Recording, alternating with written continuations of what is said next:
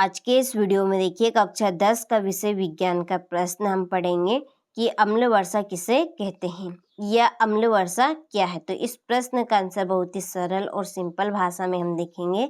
तो चलिए इसके आंसर की ओर बढ़ते हैं। तो यहाँ पे अम्ल वर्षा की हेडिंग डालेगा इस तरह से।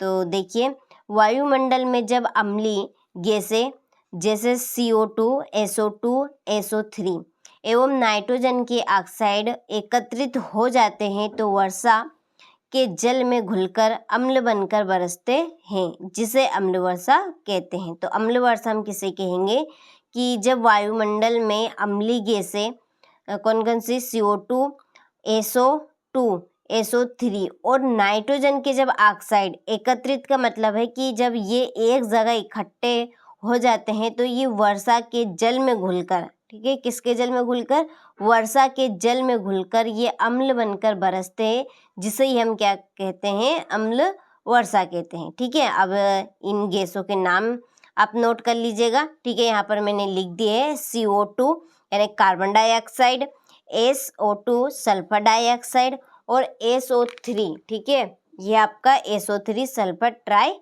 ऑक्साइड। ठीक है, तो परिभाषा आपको अच्छे समझ में आई होगी कि अम्ल वर्षा किसे कहते हैं।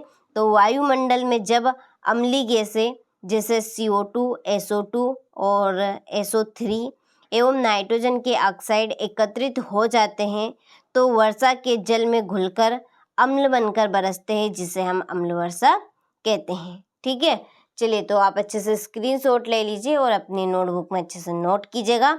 मिलते हैं आपसे अगले वीडियो में इसी तरह के महत्वपूर्ण प्रश्न के साथ।